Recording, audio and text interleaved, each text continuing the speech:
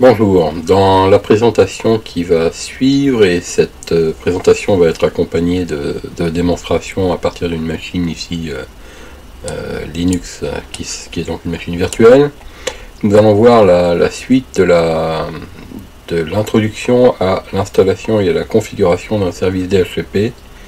Donc ce service DHCP qui avait été qualifié de minimaliste en fait consistait simplement à donner des adresses à des postes clients sur un réseau local.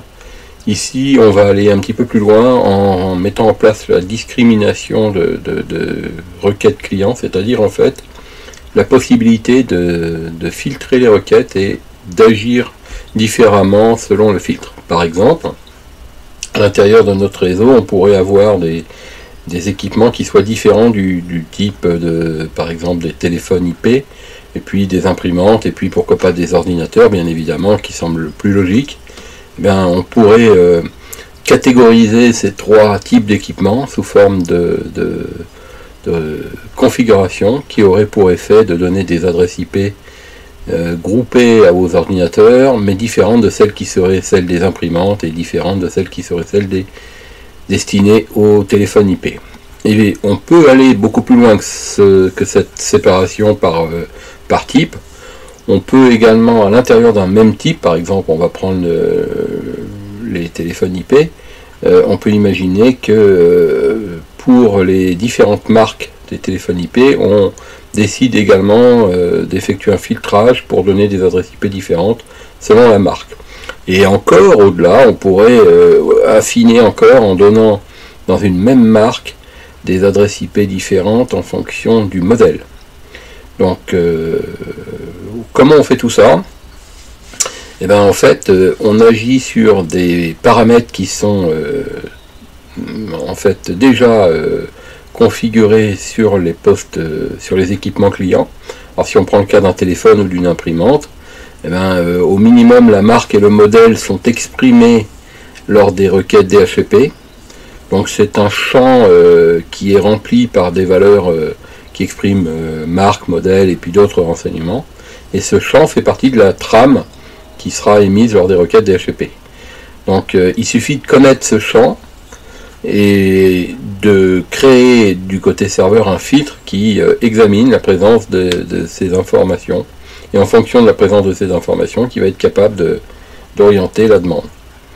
Ce qui est intéressant, c'est que si on souhaite créer son propre champ, on peut aussi le faire côté client par une programmation qui soit se fait à la volée ou soit se fait en statique. Alors si on prend le cas de Windows par exemple, on peut exprimer ça dans la base de registre par une information.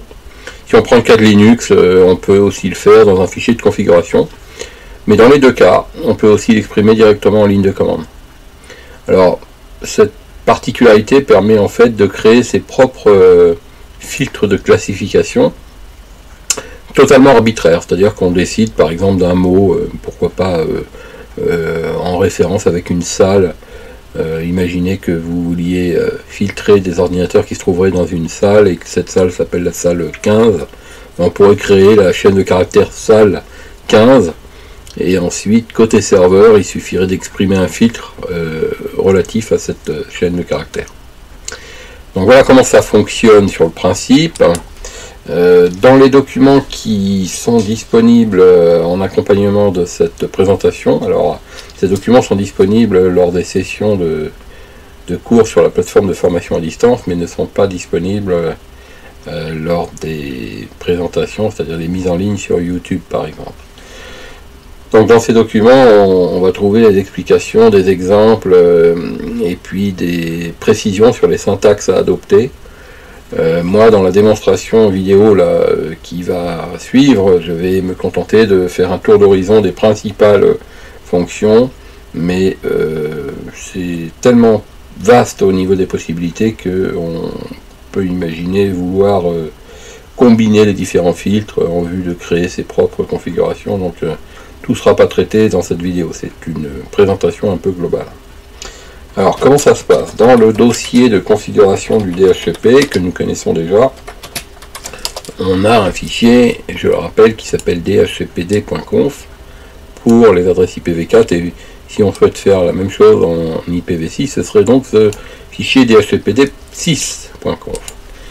Nous, le fichier qui nous intéresse, dhcpd.conf, il suffit de l'ouvrir et de l'éditer pour comprendre un petit peu la classification que j'ai mis en place dans cet exemple.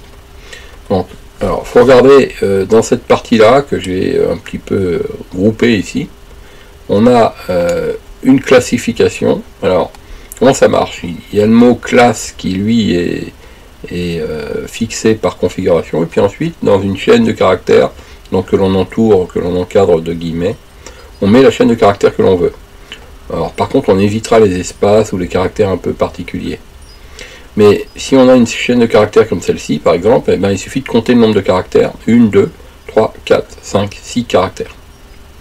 Ensuite, on a à la ligne suivante un filtre qui va s'intéresser à l'analyse de cette chaîne. Il suffit de calibrer la longueur et ce qu'on appelle l'offset. L'offset, c'est ce chiffre-là. La longueur, c'est ce chiffre-là. Nous savons qu'on a 6 caractères. On analyse donc notre chaîne de caractères sur les 6 caractères. Et en partant du déplacement, l'offset, c'est le déplacement, numéro 0. C'est-à-dire que c'est le premier caractère en fait. Le 0, 1, 2, 3, 4, 5. On a donc 6 caractères à partir de la position 0. Et qu'est-ce qu'on examine? Eh bien, on examine exactement cette chaîne-là. Alors pourquoi cette précision? Parce que si à l'intérieur d'une marque de téléphone, par exemple, ou d'imprimante, on a un mot qui est commun, et que l'on souhaite discriminer par modèle, il faut évidemment jouer sur la longueur, mais probablement pas sur l'offset. Si vous prenez l'exemple, mettons, d'une marque type Hewlett-Packard, ce serait pareil que ce soit une imprimante à jet d'encre, par exemple, ou une laser, Hewlett-Packard, mais c'est ce qui se passe derrière, donc sur la longueur, que l'on va jouer. Donc il faut être précis, et plus vous apportez de précision ici au niveau de la chaîne que vous analysez, plus le système va être capable d'être précis lui aussi. Donc regardez bien ce filtre là et comparez-le avec celui du dessous, par exemple celui-là, ou bien celui-là. Par exemple, on s'aperçoit qu'on a une chaîne de caractères, ici je décide d'appeler labo-3, à laquelle je fais correspondre un filtre qui va analyser en fait un paramètre particulier qui s'appelle ici hardware, qui est en fait normalisé pour réagir sur l'adresse MAC. Hardware, c'est l'adresse MAC de la carte réseau de l'équipement qui fait une requête. Par exemple, une imprimante qui ferait une requête, on analyserait son adresse MAC. Et alors ici, l'astuce que j'utilise, c'est que j'analyse en fait la position 4 à 6. Donc je me déplace en valeur 4, et sur une longueur de 6 caractères, donc 4, 5, 6, et j'analyse en fait les 3 derniers chiffres. Le 1, le 2, le 3 ne sont pas analysés, j'analyse le 4, le 5, le 6. Donc la petite astuce permet en fait de déterminer le numéro de série d'un constructeur, et donc ici ce filtre a juste pour mission de faire un filtre par rapport à une machine bien spécifique, puisque l'adresse MAC, les 3 derniers chiffres correspondent en fait à une machine unique, vu que c'est le numéro de série. Mais c'est pour l'exemple que je fais ce filtre, qui permet en fait de montrer que l'on peut agir sur tout ou partie de l'adresse MAC. Alors, le plus intelligent dans ce type de filtre, c'est plutôt de réagir sur les 3 premiers chiffres, 3 premiers nombres de l'adresse MAC, de façon à discriminer par marque, et non pas par numéro de série. Donc, par comparaison, si on analyse ce filtre-là, lui, il va en réalité combiner 2 conditions. Alors on a en fait ici une condition qui démarre ici et qui se poursuit ici, mais avec une combinaison par ou, parce que le mot or là ici veut dire ou en anglais. Or ça aurait pu être une condition avec la valeur and qui aurait voulu dire et, mais là c'est une valeur ou. Alors en clair, ça veut dire que mon filtre Labo 1 s'intéresse à l'adresse MAC en fait le numéro de série donc de l'adresse MAC d'une machine, ou un filtre de classe utilisateur, user class ici, sur une longueur de 6 caractères à partir de la position 0, qui contiendrait la chaîne labo-1. Donc ça veut dire en fait tout simplement que labo-1, s'il est exprimé dans la requête ou bien qu'il s'agit de cette machine-là, l'un ou l'autre, ma machine sera considérée comme étant, faisant partie de la classe labo 1. Donc voilà, c'est pour montrer qu'il est possible de combiner par des opérateurs logiques ici des différentes conditions. On peut le faire d'autres manières d'ailleurs. On peut en fait enchaîner des filtres en faisant si, ou bien si, ou bien si, alors, un peu comme en programmation. Lorsque l'on cherche à traiter un événement qui se situe à l'intérieur d'un programme, donc d'une boucle, on fait une analyse successive de paramètres et on commence toujours par si. Si la requête contient telle valeur, ou bien si elle contient telle autre, ou bien si elle contient telle autre, alors, et sinon, on fait autrement. Voilà, vous voyez, donc on a une recherche conditionnelle qui est possible. Alors dans cet exemple-là, c'est pas la méthode que j'utilise, moi c'est simplement un filtre qui combine. Donc il va vraiment analyser les deux paramètres, et après, si l'un de ces deux paramètres est respecté, ça veut dire l'un des deux parce que j'ai mis le ou, alors la requête sera considérée comme faisant partie de la classe labo1. Une fois que j'ai défini mes classes, je définis mon réseau, mon sous-réseau ou mon réseau, et vous voyez qu'ici, quand je place mon curseur sur la petite accolade ouvrante, je vérifie que j'ai bien appareil ici une accolade fermante.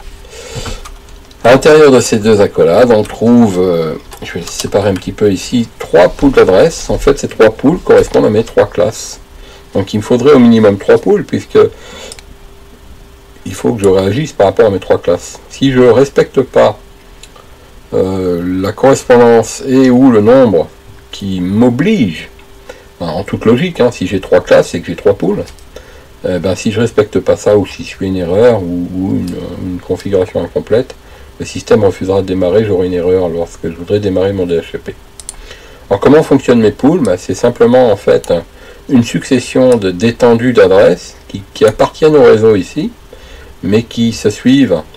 Alors moi je les ai fait se suivre, pas tout à fait, mais je les ai un peu séparés pour que ce soit plus facilement vérifiable visuellement lors des essais. Alors regardez, dans ce premier pool, j'ai mis une double directive ici, dans le deuxième aussi, puis dans le troisième je ne l'ai pas mis. En fait, j'ai un refus deny et une autorisation, une permission, allow.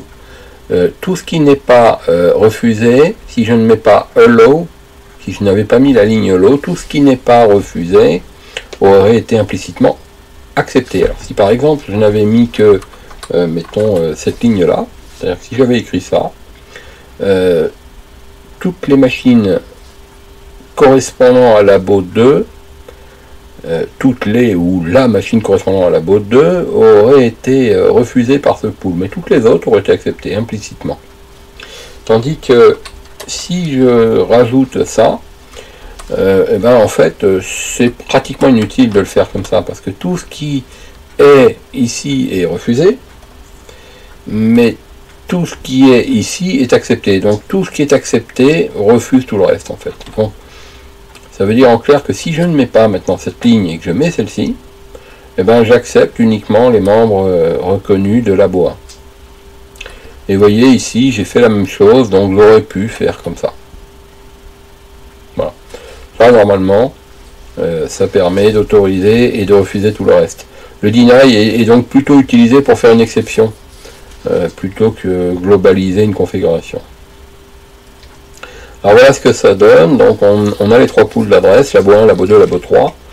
Et on va voir, alors on va jouer sur labo 2 et 3 pour faire nos tests dans un premier temps. Donc dans cette configuration, ici on va donc pouvoir faire nos tests de filtrage. Alors en fait, ce qui m'intéresse, moi, c'est principalement dans un premier temps de faire ce test-là. Donc labo 2, il suffira que la machine soit sur la classification utilisateur labo-2. Et pour ce qui est de labo 3, il n'y a rien à faire côté utilisateur, il suffira que cette machine ait une adresse MAC se terminant par C1B8F8. Donc on va laisser ça comme ça. On va ouvrir deux machines. Donc alors j'ai préparé deux machines que j'ai configurées en obtention automatique d'adresse IP. Et du coup cette machine va faire une requête DHCP, je vais les laisser comme ça. L'autre machine ici, et attention, elles sont identiques mais en réalité elles sont différentes, se ressemblent. Elle a une adresse IP aussi qui sera automatiquement attribuée. Et pour ce qui est des deux machines, alors peut-être pour ne pas les confondre, on va changer la couleur sur l'une des deux machines, la verte et la grise. Donc la machine verte ici, elle a en fait je vais repartir d'une base où elle n'a pas d'adresse. Et la machine grise, pareil, ipconfig /release. Release, c'est donc un relâchement d'adresse. Nous l'avons vu dans la présentation initiale. Alors maintenant, regardez, au niveau du paramètre ID de classe DHCP, ID de classe DHCP, ça veut dire en fait le fameux filtre que l'on peut mettre en mode commande. Ce que l'on appelle sur le serveur le user class, c'est ça là, d'accord? Et bien ça s'appelle ID de classe DHCP ici dans la partie Windows. Donc on s'aperçoit que dans la machine ici grise, j'ai pas de classe DHCP, et ici j'ai mis labo 2. Donc cette machine là, labo 2, d'après sa classification, elle devrait en toute logique obtenir des adresses IP qui seraient capturées par ce fil, c'est-à-dire une adresse IP comprise entre la 172.30.20.2 jusqu'à 172.30.20.10. Quant à l'autre machine, si on regarde un petit peu plus près, ipconfig /all, alors /all ça permet d'en voir un petit peu plus, on voit que j'ai une adresse MAC ici qui s'appelle adresse physique 080027-C1B8F8. C1B8F8, alors que celle-ci, elle est différente, bien entendu, hein, il ne faut pas qu'elle soit identique, ça poserait un conflit. Ici, c'est 01, 02, 03 à la fin. Ici, c'est C1B8F8. C1B8F8. C1B8F8, c'est ce qu'on retrouve ici. C'est le filtre qui va donc distinguer cette machine comme appartenant à un labo 3. Et si ça fonctionne, elle devrait obtenir une adresse qui est autorisée pour la classe labo 3. Donc elle devrait obtenir une 172.30.3 ou jusqu'à 172.30.10. Donc vérifions. Alors on peut commencer par celle-ci, on va faire un renew. Alors renew, c'est la requête de renouvellement d'adresse, et on s'aperçoit qu'elle a obtenu la 172.30.20.2. Et on va faire tout de suite l'autre machine, ipconfig /renew, et on va voir qu'elle a obtenu, alors ici la 172.30.30.3. Alors 30.3 ici et 20.2 ici. Alors on va vérifier côté serveur à quoi ça correspond. La 20.2 elle correspond à labo 2, la 30.3 elle correspond à labo 3. Et bien on peut dire à ce stade que nos filtres ont bien fonctionné pour bien discriminer nos machines. D'accord, donc ici en fait c'est sur l'adresse MAC que le filtre fait son job. Alors qu'ici c'est sur le nom user class ici que j'ai mis ici.